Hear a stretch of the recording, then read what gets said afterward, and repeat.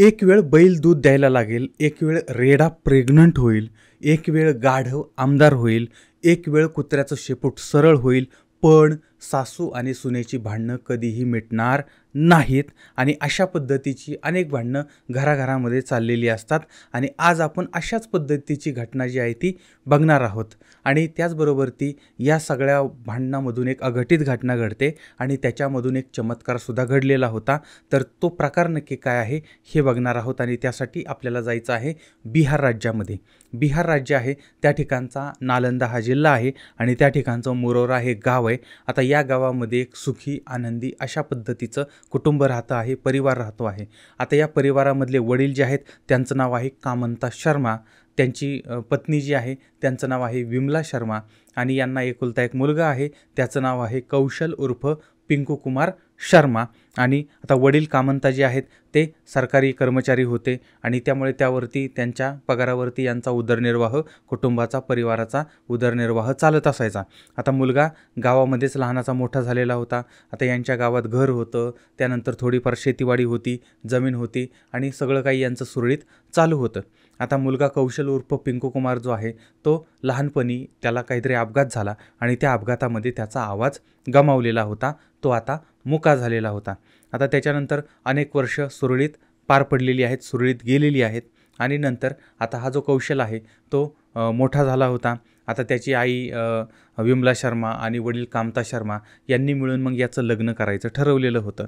आता त्यावेळेस त्या ठिकाणची रुबी देवी नावाची एक तरुणी होती, त्या तरुणीबरोबर याचं लग्न झालं. घरामध्ये सून आली, गृहलक्ष्मी आली आणि मग अत्यंत आनंदाने, सुखाने, मजेमध्ये हा परिवार राहायला लागला होता, संसार सुरू झालेला होता.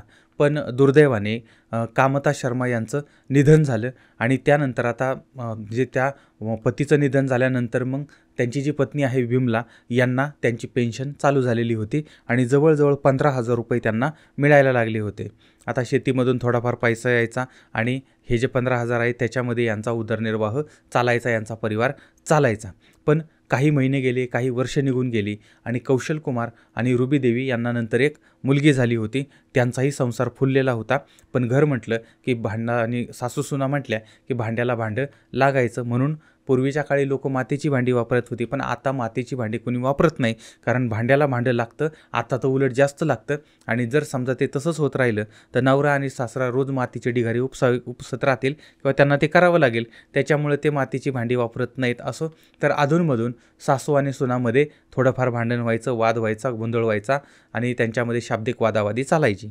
आता शेजारी पाजारी जे आहेत ते मग दोन्हींची समजूत काढायचे. आणि आता इथं अशा अवस्था होती की ते आजूबाजूचे लोक समजून सांगायचे.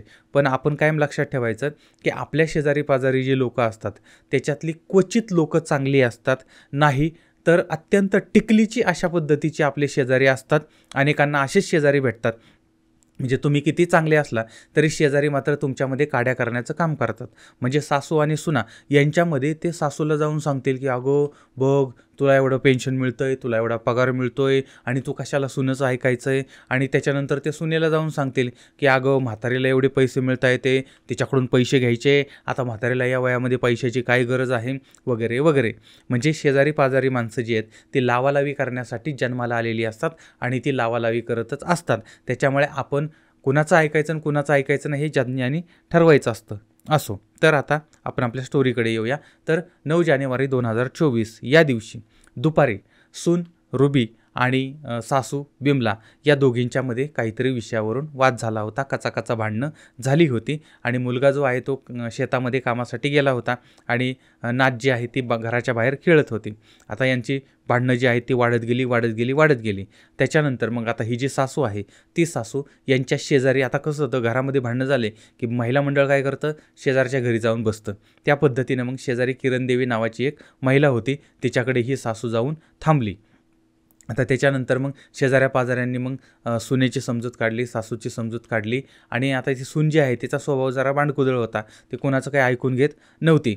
तरी पण या दोघींच्या मधला वाद संध्याकाळपर्यंत मिटवला, सासू घरी आली.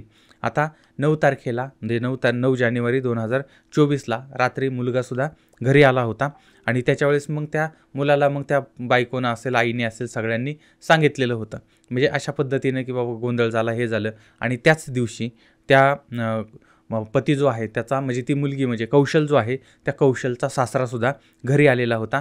आणि नंतर मग त्या दिवशी पती कौशल, पत्नी रुबी, त्यांची मुलगी आणि रुबी देवीचे वडील आणि सासू म्हणजे अशा पद्धतीनं सगळी मंडळी त्या दिवशी रात्री त्यांनी जेवण वगैरे केलं, झोपले. दुसऱ्या दिवशी 10 जानेवारी 2024 या दिवशी सकाळी 6-7 वाजता पत्नी रुबी जी आहे ती उठली. गॅस संपलेला होता, त्यामुळे तिनं आपल्या पतीला सांगितलं की तुम्ही गॅस घेऊन या. त्याच्यानंतर पती कौशल जो आहे तो गॅस आणायला गेला होता. त्यानंतर रुबी तिच्या कामामध्ये होती आणि तिचे वडील जे आहेत ते काहीतरी कामानिमित्त बाहेर गेले होते आणि मुलगी जी आहे ती एका खोलीमध्ये झोपली होती. बराच वेळ झाला तरीसुद्धा सासू विमलादेवी मात्र उठलेली नव्हती. आता प्रत्येकजण आपापल्या कामात होता, पण काही वेळाने नात जी आहे ती आजीकडे गेली आणि तिनं आजीला उठवण्याचा प्रयत्न केला. पण आजी खाटेवरती झोपली होती आणि आजी काही उठत नव्हती. हिनं तिला हलवण्याचा प्रयत्न केला, ती काही उठली नाही. त्याच्यानंतर ही जी मुलगी आहे ती मुलगी शेजारी राहणाऱ्या किरण देवी यांच्याकडे गेली आणि त्यांना सांगितलं की आजी उठत नाही. त्याच्यानंतर मग ती किरण देवी ज्या आहेत त्या यांच्याकडे आल्या बघितलं, हलवलं, उठवण्याचा प्रयत्न केला, मात्र त्या काय उठल्या नाहीत. त्यानंतर मात्र किरण देवी गडबडल्या आणि मग गावातल्या लोकांना जमा केलं आणि त्यावेळेस मग ती सून जी आहे तिलाही कळलं की बाबा सासूला काय झालं, ती काय उठत नाही. आणि वडील जे आहेत ते बाहेर गेले होते, नंतर ते सुद्धा आले होते.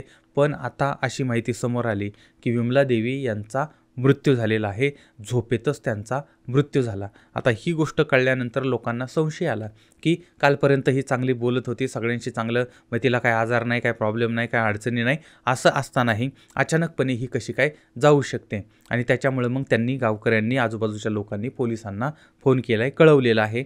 आणि काही वेळानं मुलगा जो आहे तो सुद्धा गॅस घेऊन आला होता. त्यानं घराच्या समोरची गर्दी बघितली, त्यालासुद्धा धक्का बसलाय आणि इकडं तिकडं बघत तो घराकडे यायला लागला आणि जवळ आला. नेमकं काय घडलं त्याला काही कळत नव्हतं.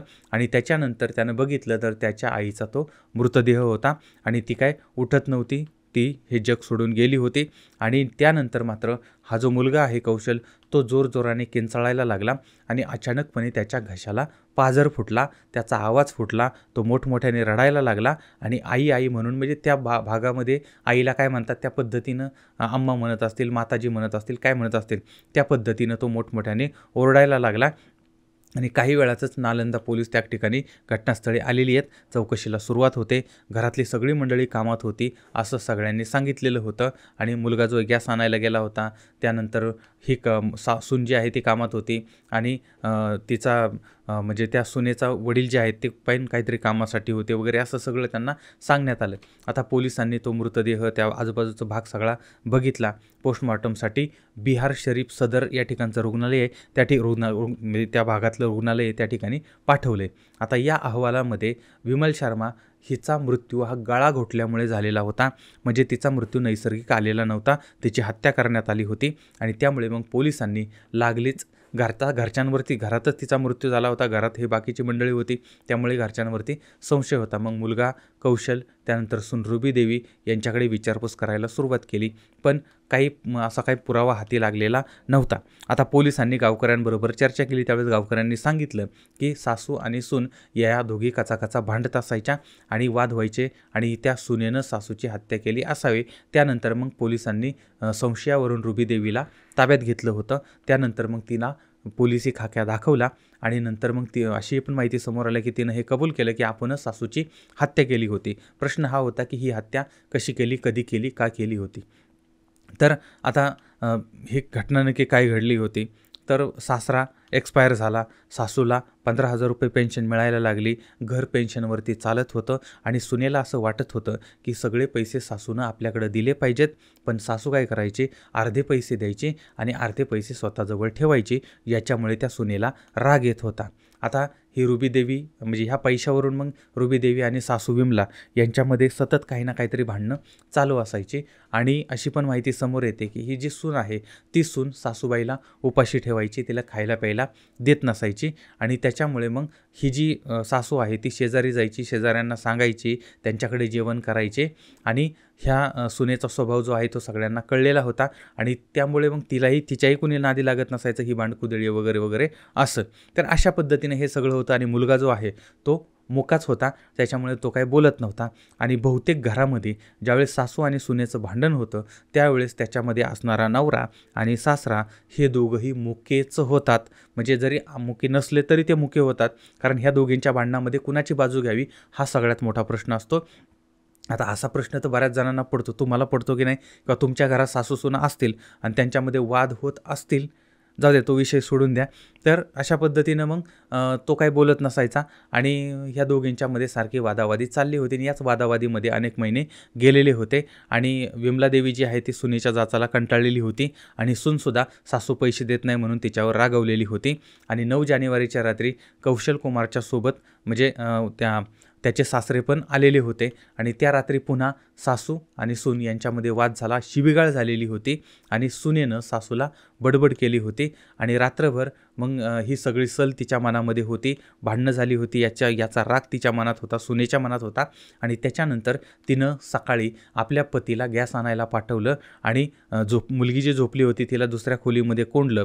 आणि तिचे वडील जे आहेत ते काही कामानिमित्त बाहेर गेली किंवा त्यांच्या मदतीनं का होईना, पण तिनं त्या सासूवरती हल्ला केला, तिचा गळा आवळला आणि तिनं तिला ठार मारलं आणि तिच्या कामामध्ये ती गुंतली. त्याच्यानंतर मग तिनं हळूच खोलीचा दरवाजा उघडला किंवा त्या मुलीला बाहेर आणलं. आणि त्यावेळेस मग आता त्या मुलीला काही लहान मुलगी होती, ती इकडं तिकडे खेळत होती, खेळता खेळता आजीकडे गेली. आणि त्याच्यानंतर मग आजी उठत नाही आहे, बोलत नाही आहे आणि म्हणून मग ती शेजाऱ्यांपर्यंत बातमी जाते आणि त्याच्यानंतर हे सगळं प्रकरण समोर येतं आणि नंतर मग यांचं बिंग फुटून जातं. आता नालंदा पोलिसांनी सून रुबीदेवी जी आहे तिला अटक केलेली आहे, ताब्यात घेतलेली आहे. आणि तिच्याबरोबर तिच्या वडिलांनासुद्धा पोलिसांनी चौकशीसाठी ताब्यात घेतलेलं आहे. आता यावेळेस मग पोलिसांनी जवळजवळ म्हणजे या सगळ्या प्रकरणामध्ये एक अद्भुत घटना अशी घडली होती की पाठीमागच्या 10-15 वर्षापासून ज्याला बोलता येत नव्हतं तो कौशल हा जो मुलगा आहे, तो मुलगा आईचा मृत्यू त्यानं बघितला आणि त्याच दिवशी तो बोलायला लागलेला होता, पण त्याचे शब्द ऐकायला मात्र त्याची आई जिवंत नव्हती. आता ती पेन्शनचं पैसे देत नव्हती म्हणून तिच्या सुनेनं तिची हत्या केली असं प्रथमदर्शनी समोर आलेलं आहे. पण अजूनही घटनेचा तपास चालला आहे, त्याच्यामुळे कदाचित नवीन माहिती, वेगळी माहितीसुद्धा आपल्यासमोर येऊ शकते. आता या प्रकरणामधून आपल्याला धडा काय मिळतो हे तुम्ही कमेंटमध्ये मला जरूर कळवा. पुन्हा भेटूया पुढच्या भागामध्ये एका नवीन क्राईम स्टोरीसह. तोपर्यंत धन्यवाद.